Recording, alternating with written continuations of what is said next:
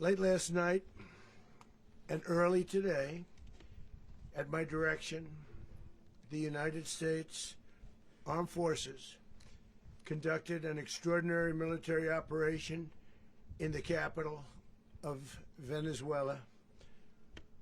Overwhelming American military power, air, land, and sea, was used to launch a spectacular assault. And it was an assault like people have not seen since World War II. It was a force against a heavily fortified military fortress in the heart of Caracas to bring outlaw dictator Nicolas Maduro to justice. This was one of the most stunning, effective, and powerful displays of American military might and competence in American history. And if you think about it, we've done some other good ones, like the attack on Soleimani, the attack on al-Baghdadi, and the obliteration and decimation of the Iran nuclear sites just recently in an operation known as Midnight Hammer. All perfectly executed and done. No nation in the world could achieve what America achieved yesterday, or frankly in just a short period of time. All Venezuelan military capacities were rendered powerless as the men and women of our military, working with U.S. law enforcement, successfully captured Maduro in the dead of night. It was dark. The lights of Caracas were largely turned off due to a certain expertise that we have. It was dark and it was deadly. But captured along with his wife, Celia Flores, both of whom now face American justice. Maduro and Flores have been indicted in the Southern District of New York, it's Jay Clayton, for their campaign of deadly narco-terrorism against the United States and its citizens. I want to thank the men and women of our military who achieved such an extraordinary success overnight with breathtaking speed, power, precision, and competence. You rarely see anything like it. You've seen some raids in this country that didn't go so well. They were an embarrassment. If you look back to Afghanistan, or if you look back to the Jimmy Carter days, they were different days. We're a respected country again, like never before. These highly trained warriors, operating in collaboration with U.S. law enforcement, caught them in a very ready position. They were waiting for us. They knew we had many ships out in the sea, just sort of waiting. They knew we were coming. So they were in a ready, what's called a ready position. But they were completely overwhelmed and very quickly incapacitated. If you would have seen what I saw last night, you would have been very impressed. I'm not sure that you'll ever get to see it, but it was an incredible thing to see. Not a single American service member was killed, and not a single piece of American equipment was lost. We had many helicopters, many planes, many people involved in that fight. But think of that, not one piece of military equipment was lost, not one service member was, more importantly, killed. The United States military is the strongest and most fearsome military on the planet by far. With capabilities and skills our enemies can scarcely begin to imagine. We have the best equipment anywhere in the world. There's no equipment like what we have, and you see that even if you just look at the boats. You know, we've knocked out 97% of the drugs coming in by sea. 90%. Each boat kills on average 25,000 people. We knocked out 97%. And those drugs mostly come from a place called Venezuela. We're going to run the country until such time as we can do a safe, proper, and judicious transition. So We don't want to be involved with having somebody else get in, and we have the same situation that we had for the last long period of years. So we are going to run the country until such time as we can do a safe, proper, and judicious transition. And it has to be judicious because that's what we're all about. We want peace, liberty, and justice for the great people of Venezuela, and that includes many from Venezuela that are now living in the United States and want to go back to their country. It's their homeland. We can't take a chance that somebody else takes over Venezuela that doesn't have the good of the Venezuelan people in mind. We've had decades of that. We're not going to let that happen. We're there now, and what people don't understand, but they understand as I say this, we're there now, but we're going to stay until such time as the proper transition can take place. So we're going to stay until such time as, we're going to run it essentially until such time as a proper transition can take place. As everyone knows, the oil business in Venezuela has been a bust, a total bust, for a long period of time. They were pumping almost nothing by comparison to what they could have been pumping and what could have taken place.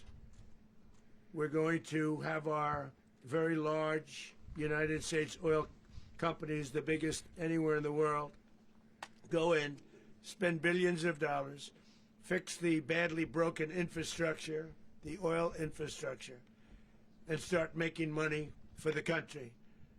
And we are ready to stage a second and much larger attack if we need to do so. So we were prepared to do a second wave if we needed to do so. We actually assumed that a second wave would be necessary, but now it's probably not. The first wave, if you'd like to call it that, the first attack was so successful, we probably don't have to do a second, but we're prepared to do a second wave, a much bigger wave, actually.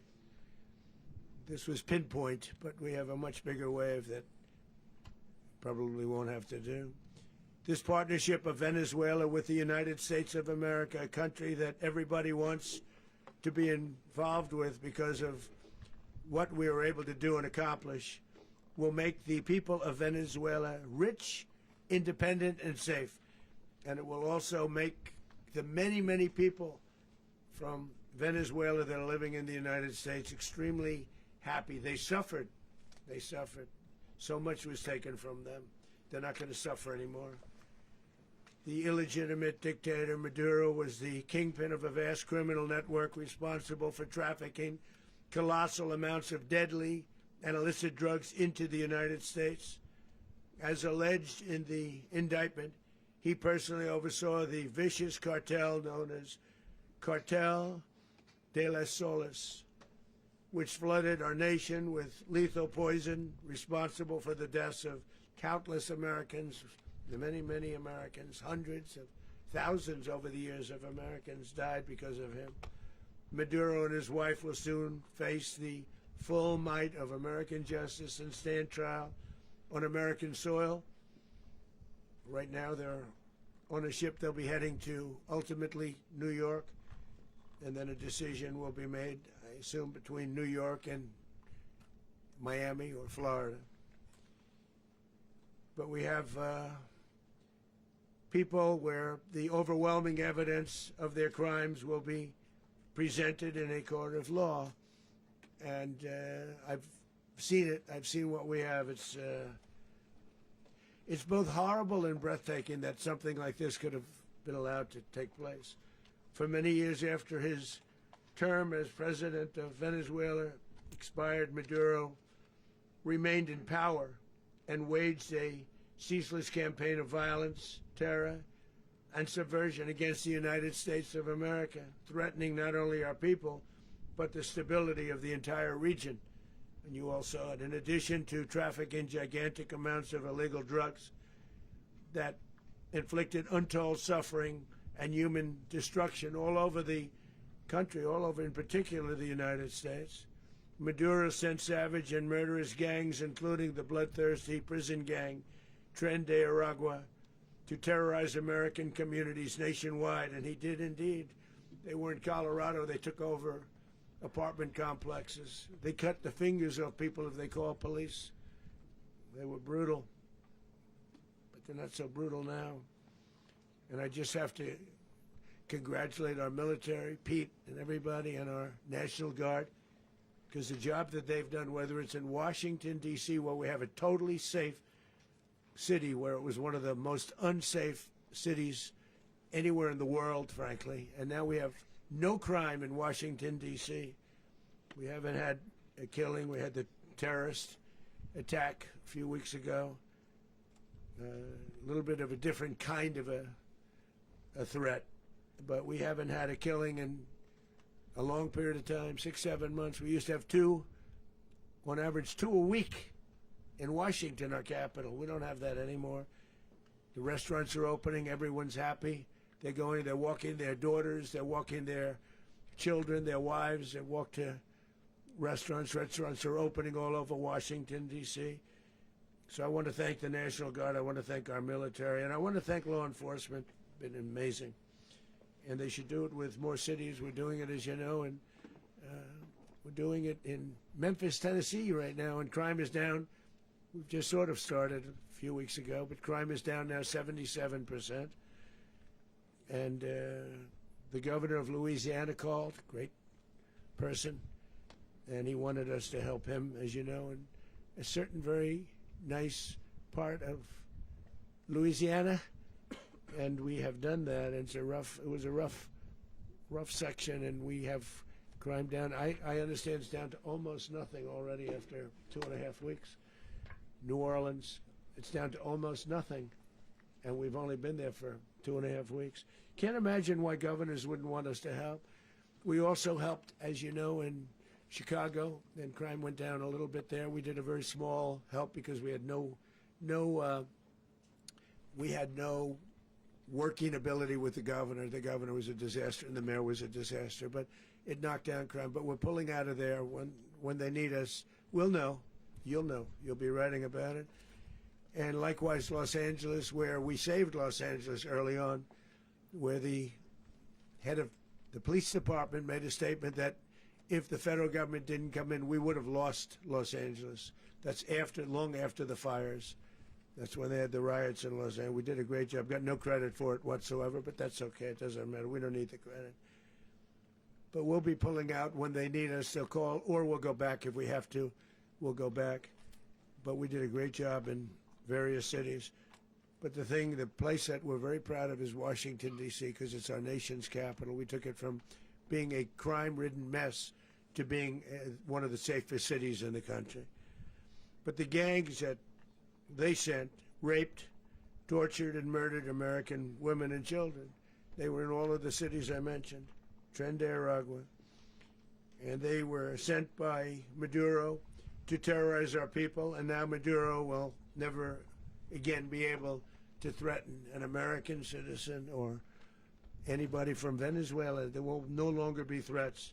For years I've highlighted the stories of those innocent Americans whose lives were so heartlessly robbed by this Venezuelan terrorist organization. Really one of the worst. One of the worst, they say the worst. Americans like 12-year-old Jocelyn Nungary from Houston. Beautiful Jocelyn Nungary, what happened to her? They, as you know, they kidnapped, assaulted, and murdered by Tren de Aragua animals. They murdered Jocelyn and left her dead under the bridge. There was a bridge that will never be the same to so many people after seeing what happened. As I've said many times, the Maduro regime emptied out their prisons, sent their worst and most violent monsters into the United States to steal American lives.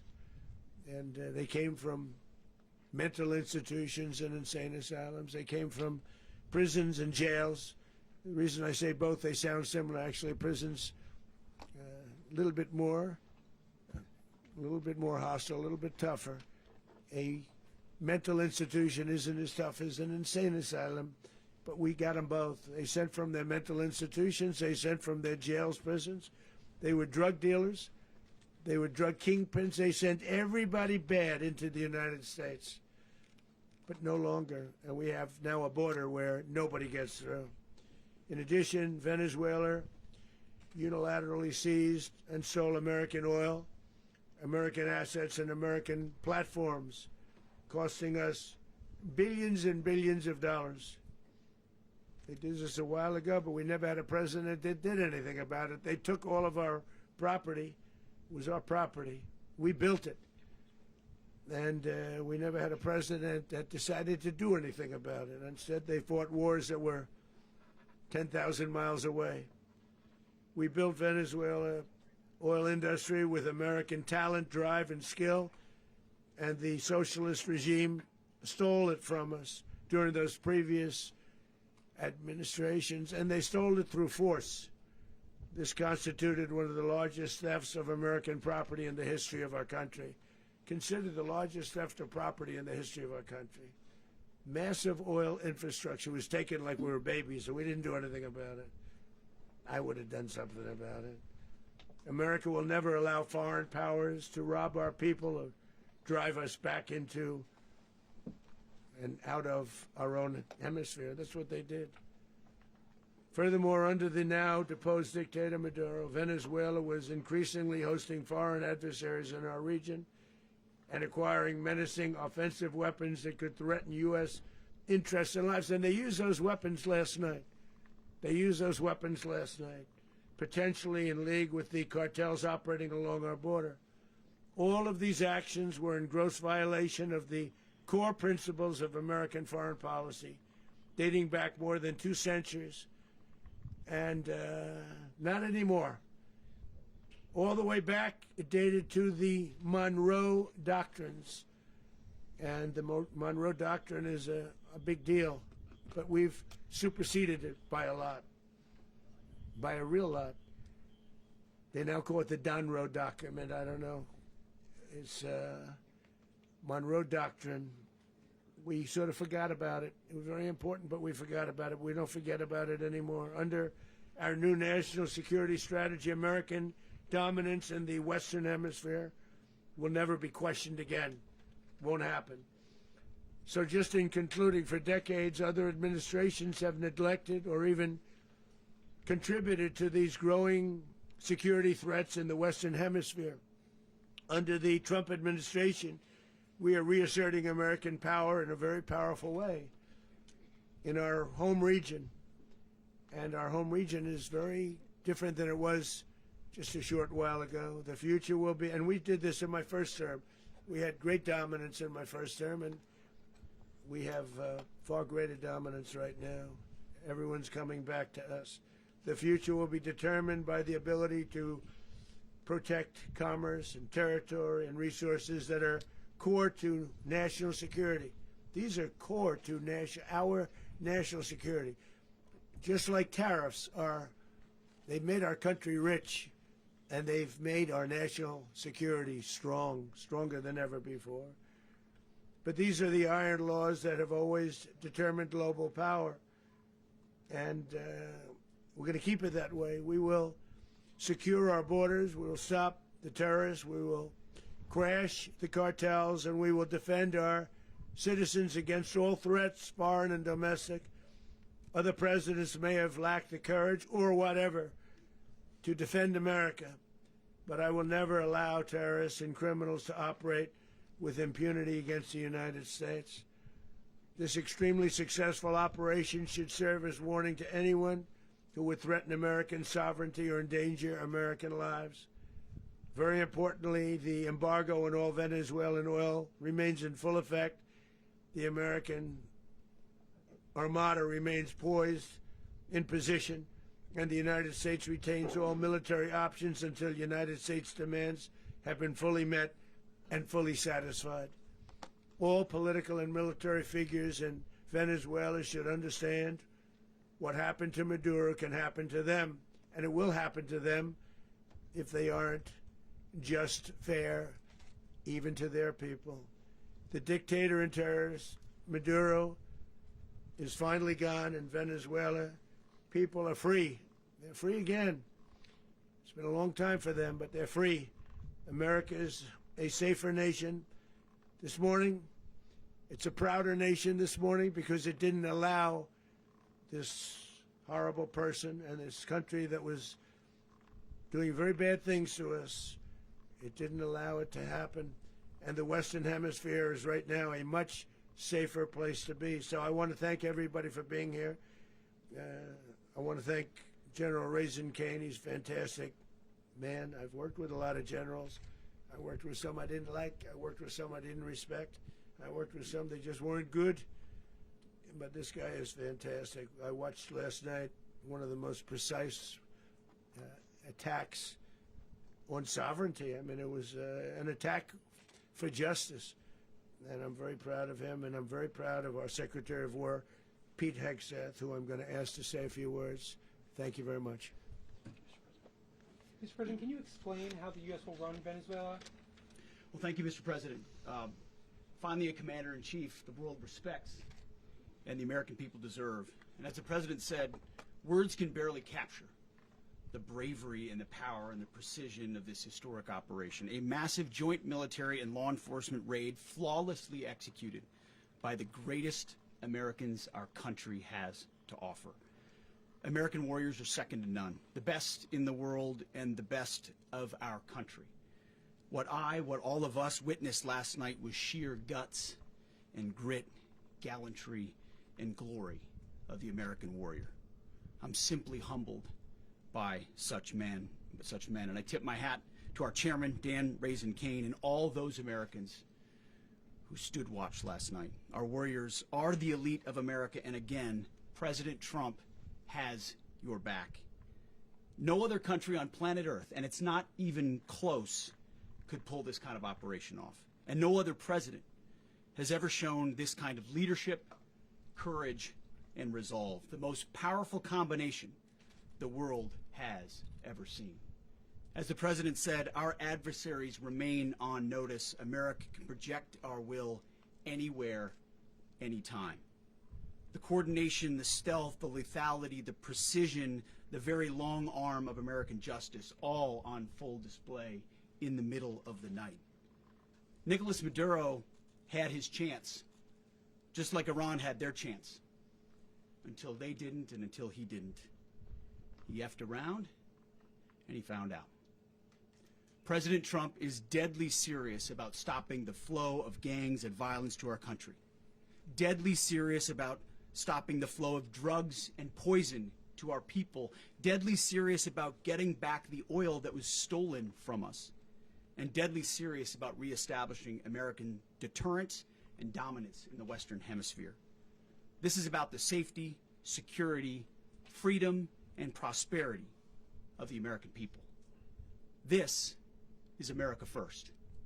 This is peace through strength. And the United States War Department is proud to help deliver it. Welcome to 2026, and under President Trump, America is back. I'd like to welcome now our chairman, Chairman Raisin Kane, to give a few more details about the operation. Mr. Chairman. Thank you, Mr. Secretary. Thank you, Mr. President, and good morning. Last night, on the order of the President of the United States and in support of a request from the Department of Justice, as the President said, the United States military conducted an apprehension mission in Caracas, Venezuela, to bring to justice two indicted persons, Nicolas and Cecilia Maduro. This operation, known as Operation Absolute Resolve, was discreet, precise, and conducted during the darkest hours of January 2nd and was the culmination of months of planning and rehearsal, an operation that, frankly, only the United States military could undertake. What I'd like to do this morning is talk to you through some of the preparation and the details without compromising any of our tactics, techniques, and procedures. There is always a chance that we'll be tasked to do this type of mission again. Our interagency work began months ago and built on decades of experience of integrating complex air, ground, space, and maritime operations. While the past 2 decades have honed the skills of our Special Operations Forces, this particular mission required every component of our joint force, with soldiers, sailors, airmen, Marines, and Guardians working in unison with our intelligence agency partners and law enforcement teammates in an unprecedented operation. We leveraged our unmatched intelligence capabilities and our years of experience in hunting terrorists, and we could not have done this mission without the incredible work by various intelligence agencies, including the CIA, NSA, and NGA. We watched, we waited, we prepared, we remained patient and professional. This mission was meticulously planned, drawing lessons from decades of missions over the last many years, many missions over these last many years. This was an audacious operation that only the United States could do. It required the utmost of precision and integration within our joint force. And the word integration does not explain the sheer complexity of such a mission. An extraction so precise it involved more than 150 aircraft launching across the Western Hemisphere in close coordination, all coming together in time and place to layer effects for a single purpose: to get an interdiction force into downtown Caracas while maintaining the element of tactical surprise. Failure of one component of this well-oiled machine would have endangered the entire mission, and failure is never an option for America's joint force. Those in the air over Caracas last night were willing to give their lives for those on the ground and in the helicopters. Let me talk a little bit about the preparation. After months of work by our intelligence teammates to find Maduro and understand how he moved, where he lived, where he traveled, what he ate, what he wore, what were his pets, in early December, our force was set pending a series of aligned events. Key was choosing the right day to minimize the potential for civilian harm and maximize the element of surprise, and minimize the harm to the indicted personnel so, as the President said, they could be brought to justice. And as the President said earlier today, weather in Venezuela is always a factor this time of the year.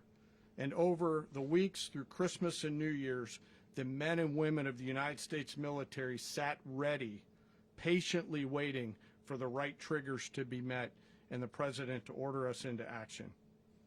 Last night, the weather broke just enough, clearing a path that only the most skilled aviators in the world could maneuver through.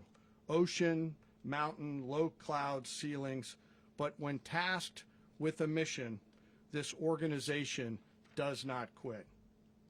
At 10:46 p.m. Eastern Time last night, the President ordered the United States military to move forward with this mission. He said to us, and we appreciate it, Mr. President, good luck and Godspeed. And those words were transmitted to the entire joint force. Over the course of the night, aircraft began launching from 20 different bases on land and sea across the Western Hemisphere. In total, more than 150 aircraft, bombers, fighters, intelligence, reconnaissance, surveillance, rotary wing were in the air last night. Thousands and thousands of hours of experience were airborne. Our youngest crew member was 20, and our oldest crew member was 49, and there's simply no match for American military might. As the night began, the helicopters took off with the extraction force, which included law enforcement officers, and began their flight into Venezuela at 100 feet above the water.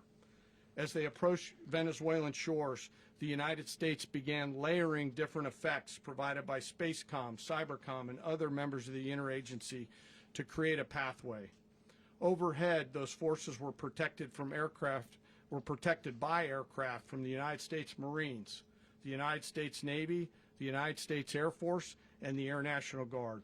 The force included F-22s, F-35s, F-18s, EA-18s, E-2s, B-1 bombers, and other support aircraft, as well as numerous remotely piloted drones.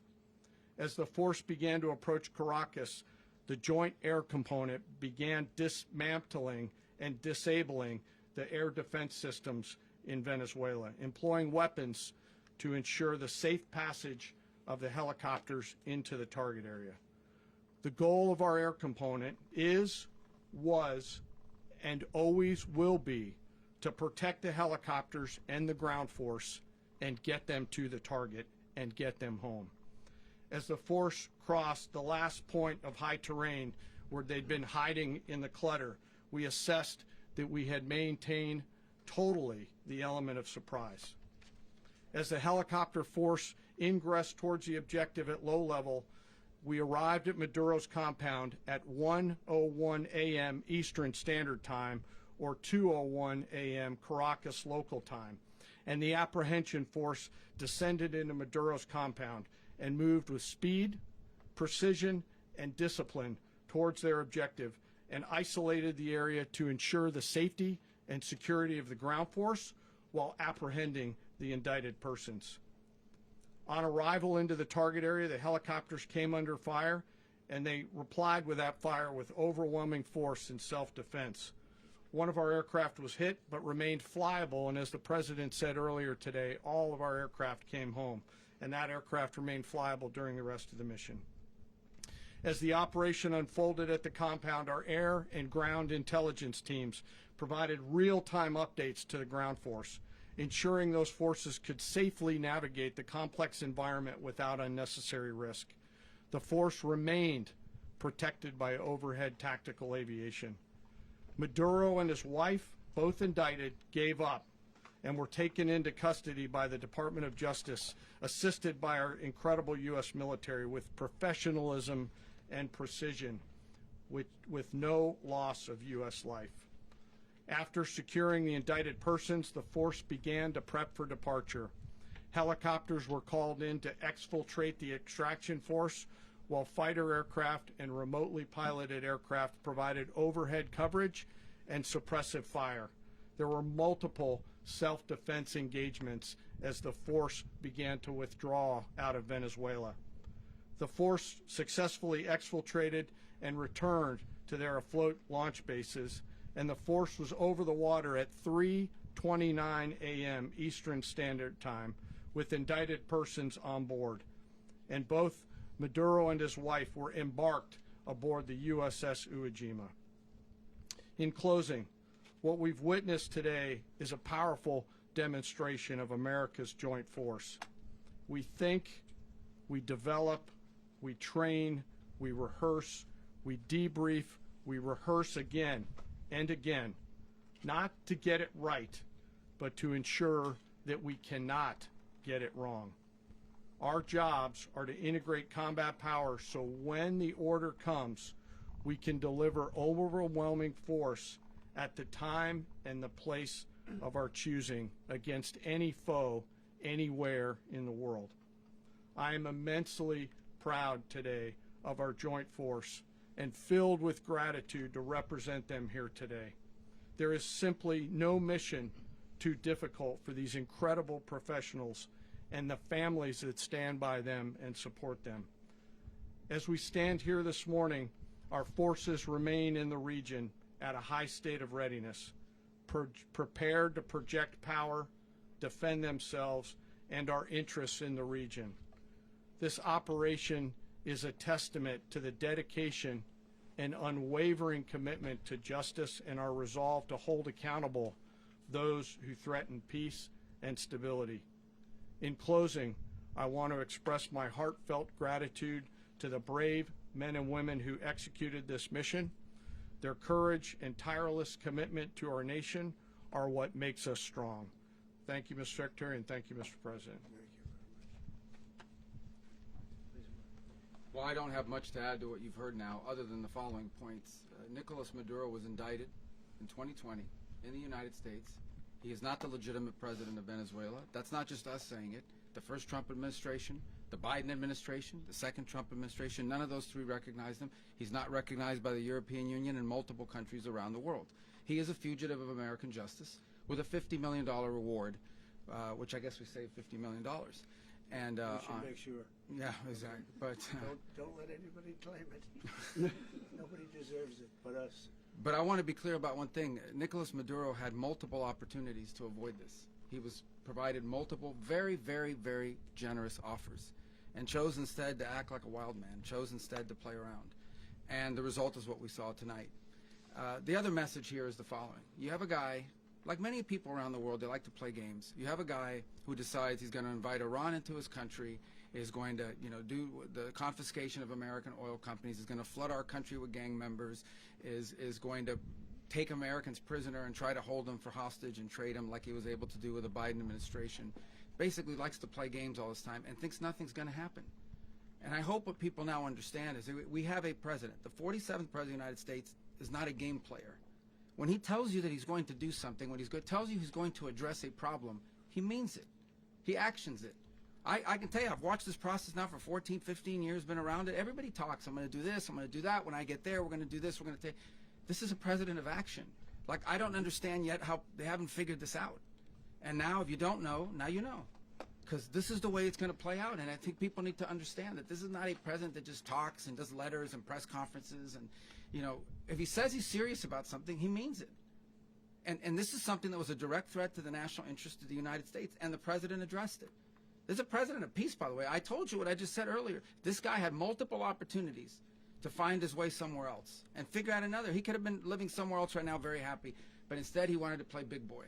And so now, he's got other sets of problems on his hands. And but I think the message here should be for the world. Look, the president doesn't go out looking for people to pick fights with. He's not generally wants to get along with everybody.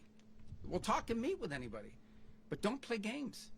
Don't play games with this president's in office, because it's not going to turn out well. And so I hope that I guess that lesson was learned last night, and we hope it'll be instructive moving forward. Is that a message for Cuba? Mr. President. Mr. President. You said that the U.S. is going to run Venezuela. So who's in power right now? Well, we're going to be running it with a group, and we're going to make sure it's run properly. We're going to rebuild the oil infrastructure, which will cost billions of dollars. It'll be paid for by the oil companies directly. They will be reimbursed for what they're doing, but it's going to be paid. And we're going to get the oil flowing the way it should be. As you know, it was just a minor flow. It was actually a minor flow for what they have. But we're going to run it properly, and we're going to make sure the people of Venezuela are taken care of. We're going to make sure the people that were forced out of Venezuela by this thug are also taken care of. Mr. President. Does the U.S. running the country mean that U.S. troops will be on the ground? How will that work? Well, they always say boots on the ground. Oh, so we're not afraid of boots on the ground if we have to have. We had boots on the ground last night at a very high level, actually. We're not afraid of it. We don't mind saying it. But we're going to make sure that that country is run properly. We're not doing this in vain. This is a very dangerous attack. This is an attack that could have gone very, very badly. Could have gone very badly. We could have lost a lot of people last night. We could have lost a lot of dignity. We could have lost a lot of equipment. The equipment is less important, but we could have lost a lot. And we're going to make sure that this is proper. We're there now. We're ready to go again if we have to. We're going to run the country right. It's going to be run very judiciously, very fairly. It's going to make a lot of money. We're going to give money to the people. We're going to reimburse people that were taken advantage of. We're going to take care of everybody. It's very important. We couldn't let them get away with it. They stole our oil. We built that whole industry there, and they just took it over like we were nothing. And we had a president that decided not to do anything about it. So we did something about it. We're late, but we did something about it. Yeah, please. Mr. President, can you explain the exact mechanism by which you're going to run the country? Are you going to designate a U.S. official to coordinate? It's all being done right now. We're designating people. We're talking to people. We're designating various people, and we're going to let you know who those people are. Mr. President. What's the group you mentioned that would run Venezuela? Well, it's largely going to be, for a period of time, the people that are standing right behind me. We're going to be running it. We're going to be bringing it back. It's a dead, I talk about a dead country. A year and a half ago, we were a dead country. Now we're the hottest country anywhere in the world. We're a country doing better than any country anywhere in the world. And it required leadership, Venezuela has a lot of bad people in there, a lot of bad people that shouldn't be leading. We're not going to take a chance that one of those people take over for Maduro. So you can look at, and others, we have fantastic people, including people in the military. So we're going to have a group of people running it until such time as it can be put back on track, make a lot of money for the people, and give people a great way of life, and also reimbursement for people in our country that were forced out of Venezuela. Rubio would be.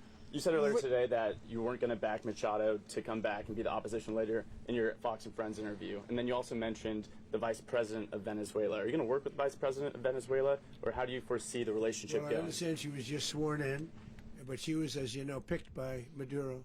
So Marco's working on that directly. He just had a conversation with her, and she's essentially willing to do what we think is necessary to make Venezuela great again. Very simple. Mr. President, Colombian President Gustavo Petro, a couple weeks ago, you said he's got to watch his ass. And today, he said he's not concerned about anything happening to him in the aftermath of this operation. So, just what your message is Well, about he that. has cocaine mills. He has factories where he makes cocaine. And yeah, I think I stick by my first statement. He's making cocaine. They're sending it into the United States. So he does have to watch his ass. Mr. President, did you notify any members of Congress in advance? Marco, do you want to talk about that? Because you were involved in it. Sure. We call members of Congress immediately after. This was not the kind of mission that you can do congressional notification on. It was a trigger-based mission in which conditions had to be met night after night. We watched and monitored that for a number of days. So it's just simply not the kind of mission you can call people and say, hey, we may do this at some point in the next 15 days.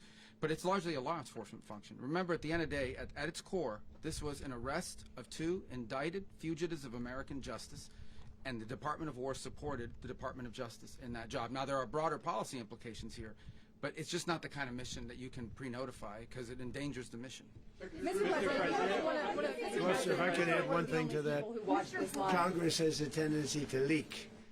This would not be good. If they leaked, General, I think it would have been maybe a very different result. But I have to say, they knew we were coming at some point, you know. We had a lot of ships out there. They sort of knew we were coming. We were. But Congress will leak, and we don't want leakers. Mr. President, you were one of the only people to watch this all play out live. What was Maduro doing when the U.S. forces entered what I assume would be his home? And also, was there any point where the U.S. was considering if Maduro pushed back or resisted killing Maduro? It could have happened. It could have happened. He was trying to get into a safe place. You know what a safe place is, all steel. And he wasn't able to make it to the door because our guys were so fast. They went through the opposition so fast. And there was a lot of opposition. You know, people were wondering, did we get them by surprise? Sort of surprised, but they were waiting for something. It was a lot of opposition. There was a lot of gunfire. You saw some of it today. But he was trying to get to a safe place, which wasn't safe because we would have had the door blown up in about 47 seconds, they say on average, regardless of how thick the steel was. It was a very thick door. It was a very heavy door, but he was unable to get to that door. He made it to the door. He was unable to close it. So where is Maduro going to be? Go ahead, finish. Where is Maduro going to be in the time being right now? Do you know his exact Well, whereabouts? eventually, ultimately, in the near future, he's going to be brought to New York. And where is he going to be held? Where is he going to be held in New York? Do you know? That's going to be up to the officials that do these things. Mr. President, the U.S. has something of a mixed track record of ousting dictators without necessarily a plan for what comes afterwards. Not with Did me, that though. weigh on your decision Well, that's making? when we had different presidents, but with me, that's not true. With me, we've had a perfect track record of winning. We win a lot, and we win. If you look at Soleimani, you look at al-Baghdadi, you look at the Midnight Hammer. Midnight Hammer was incredible. Right now, you wouldn't have peace in the Middle East. We have essentially peace in the Middle East because of that. If we weren't successful with Midnight Hammer, you wouldn't have peace in the Middle East. So, with me, you've had a lot of victory. You've had only victories. You've had no losses. Yeah. Mr. President, can you?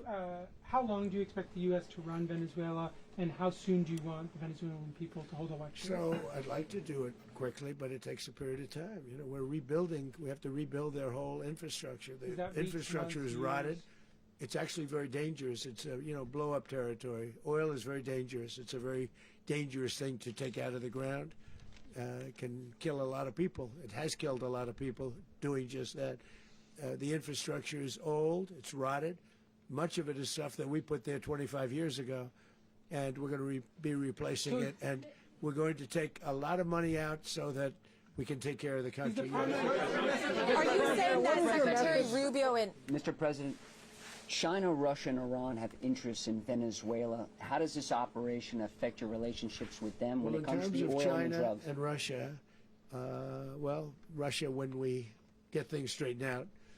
But in terms of other countries that want oil, we're in the oil business. We're going to sell it to them. We're not going to say we're not going to. In other words, we'll be selling oil, probably in much larger doses because they couldn't produce very much because their infrastructure was so bad. So we'll be selling large amounts of oil to other countries, many of whom are using it now, but I would say many more will come. Are you saying that, Mr. President, are you saying that? Oh. Mr. President, thank you. What is your message to the people of Venezuela today? Of course, the civilian population specifically, they have a lot of questions. What is your message to the people of Venezuela? That you're going to have peace, justice. You're going to have some of the riches that you should have had for a long period of time. It was stolen from you.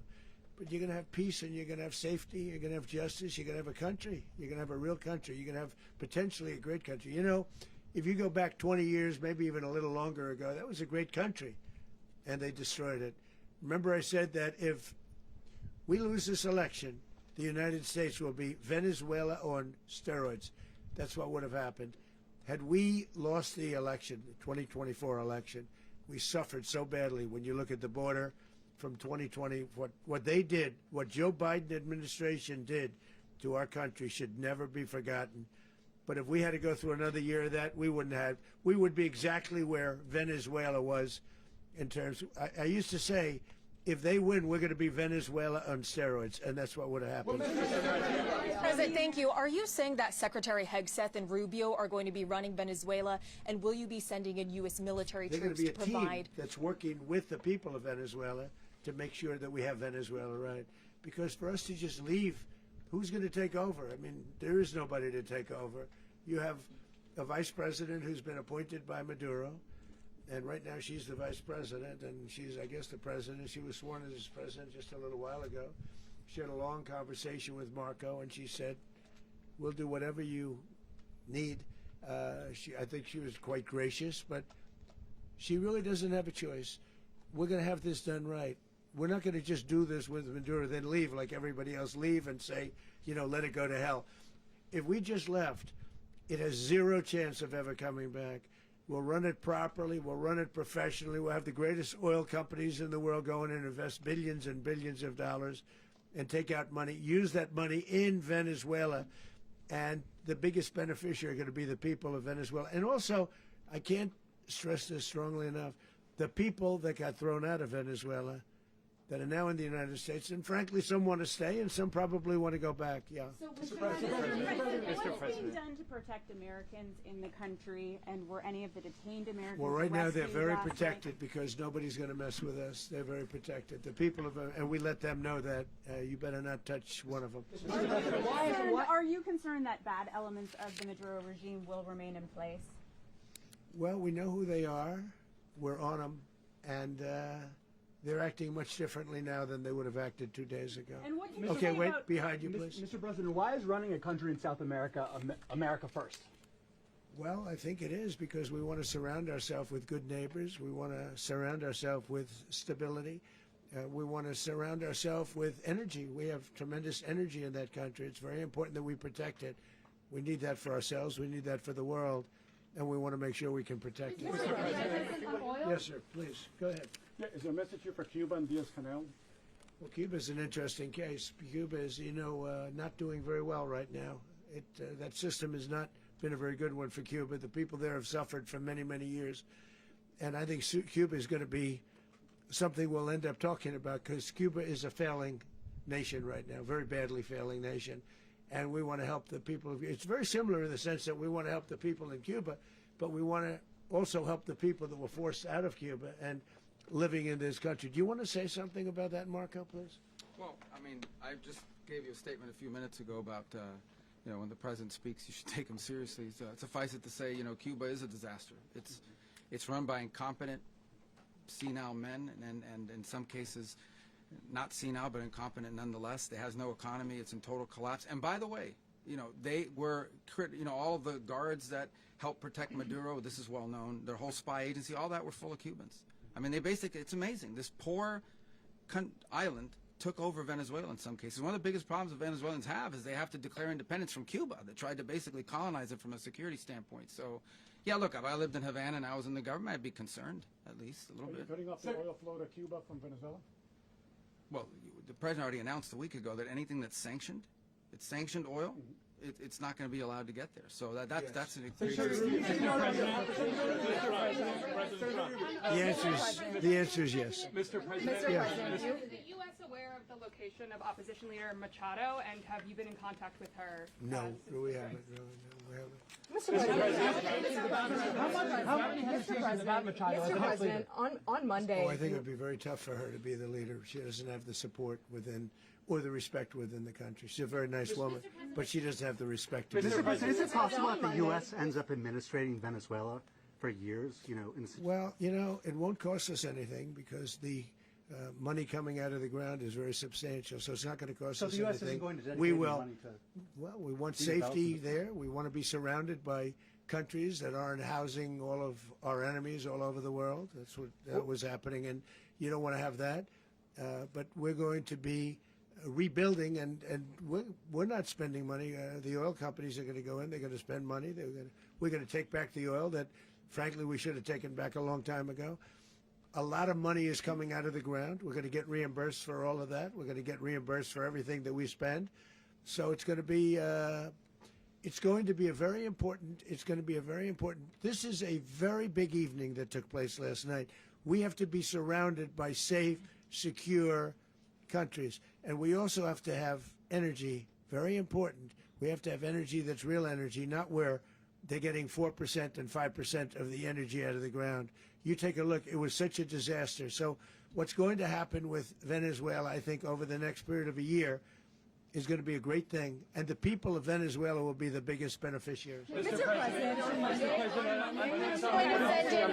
U.S. military. Mr. President, thank you. What did you last speak to Maduro about when you spoke? And is the Well, US I don't want to get into the Venezuela? conversations, but I did have conversations with him, and I said, you got to surrender. And I actually thought he was pretty close to doing so, but now he wished he did, yeah. Mr. President, can you explain, you said that Maduro is responsible for drug trafficking. You recently pardoned the former president of Honduras who was convicted of many drug trafficking. Can you explain how these two situations are different? And would you ever pardon Maduro? I endorsed, as you know, the winning president, the man who won in Honduras. I endorsed the man who won in Chile. I endorsed the man who won in Argentina. And we are doing very well with that whole group. What the man that I pardoned was, if you could equate it to us, he was treated like the Biden administration treated a man named Trump. That didn't work out too well for them. This was a man who was persecuted very unfairly. He was the head of the country. He was persecuted very unfairly. And there are a number of them. And we felt that it was a very unfair situation that happened to him. He's also a party member of the man who won. So obviously the people liked what I did. And one of the reasons that was done is because of the fact that the party in power felt very strongly that that man was treated very badly. I studied it very quickly, and then I studied it in great detail. I went to a lot of the people standing behind me, and they felt that that man was persecuted and treated very badly. That's why I gave him a pardon. Mr. President, you referenced boots on the ground earlier. Can you just sort of button this up? Do you envision the U.S. military having a presence in Venezuela as the U.S. runs that country? Well, no, we're going to have a presence in Venezuela as it pertains to oil, because we have to have, we're sending our expertise in. So you may need something, not very much. But no, we're going to be taking out a tremendous amount of wealth out of the ground. And that wealth is going to the people of Venezuela and people from outside of Venezuela that used to be in Venezuela. And it goes also to the United States of America in the form of reimbursement for the damages caused us by that country. So I want to thank you all very much. Thank you. Do you have one? Yes, please. You were so nice before. I'm going to give you the final question. Go Thank ahead. you, Mr. Unless it's a bad question, in It's which about case I'll Putin. go one word. It's about who? It's about Putin, if you want. About Putin. Well, Okay. that's always nice You had to a talk phone. about Putin.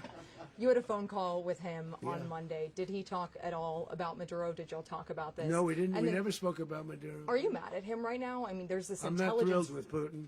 I'm not thrilled with Putin. He's killing too many people.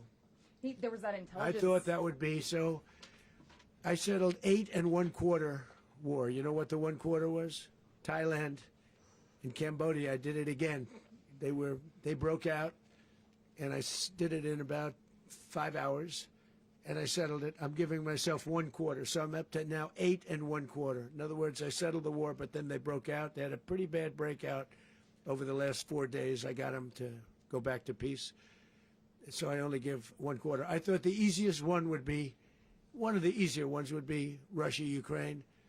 It's not. And they both have done some pretty bad things. And look, that's Biden's war. That's not my war. But I want to stop the lives. Did you see where last month, 30,000, it was 27,000 the month before.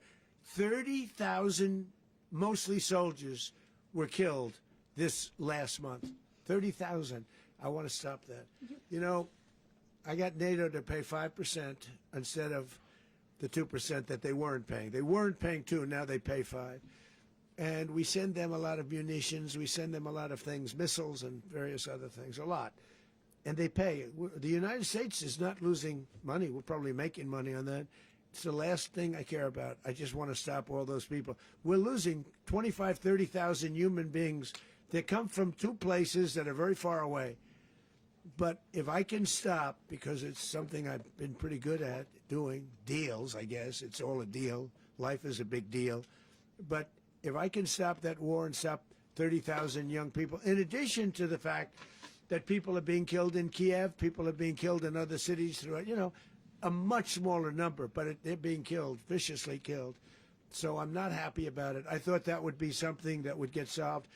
We have Mr. Witkoff here. I think that we're making progress, but that's a war that should have never happened. If I were president, it would have never happened. Putin says it. Everybody says it. If I were president, that would have never happened. But I inherited that war. That was Joe Biden, Zelensky, and Putin. I came into the situation, and it's a mess. And I will say this. I watched an operation last night that was so precise, that was so brilliant. I mean, it was incredible.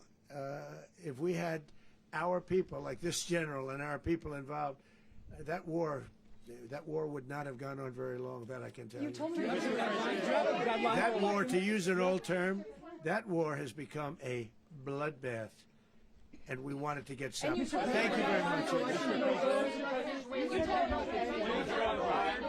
Are you concerned a rogue Venezuelan general can take over the country? Can you talk about your conversation with the vice president?